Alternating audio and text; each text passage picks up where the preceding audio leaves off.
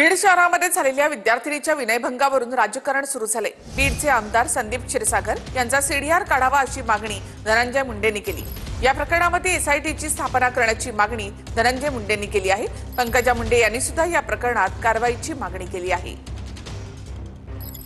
बीड शहरातील विद्यार्थिनीच्या विनयभंग प्रकरणी धनंजय मुंडे आक्रमक झाले। या प्रकरणात आमदार संदीप क्षीरसागर यांच्या फोनचा सीडीआर काढावा अशी मागणीच धनंजय मुंडे यांनी केली आहे। बलात्कार प्रकरणातील आरोपी गुन्हा दाखल झाल्यानंतर संदीप क्षीरसागर यांच्यासोबत होता असा दावा धनंजय मुंडेंनी केला आहे। पंकजा मुंडेंनीही या प्रकरणात कारवाईची मागणी केली आहे। संदीप क्षीरसागर किंवा बीडचा लोकप्रतिनिधी या प्रकरणापासून लांब राहूच शकत नाही हे मी जबाबदारीपूर्वक बोलतो। राहुलजी, आपण मला अनेक वर्षापासून मला ओळखता। या प्रकरणात सुद्धा यांचे स्पॉन्सरर सुद्धा यांच्या प्रत्येक कार्यक्रमाचे आता हा मेन आरोपी तिथल्या सार्वजनिक शिवजयंती महोत्सवाचा अध्यक्ष कोण?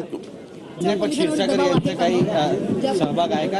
एक मिनिट, त्यांचा सहभाग आहेच। अशा गोष्टीमध्ये त्या मुलींना जर कोणी एका अल्पवयीन मुलीला स्पर्श करत असेल तर कोणीही असो, जगातला मोठा माणूस, त्याला गजाआडच घातलं पाहिजे। पण ते शिक्षक राजकारणाचा विषयच नाही, हा एका मुलीच्या जीवनाचा विषय। धनंजय मुंडेंनी या प्रकरणात संदीप क्षीरसागर यांच्यावर आरोप केले असले तरी आरोपींचे धनंजय मुंडेंसोबतचे फोटोही व्हायरल झाले आहेत।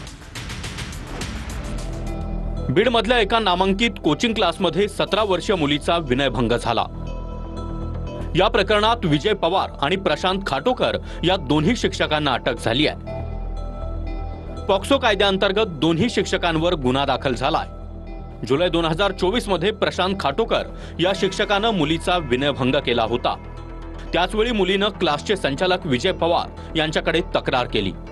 विजय पवार यांनी कारवाई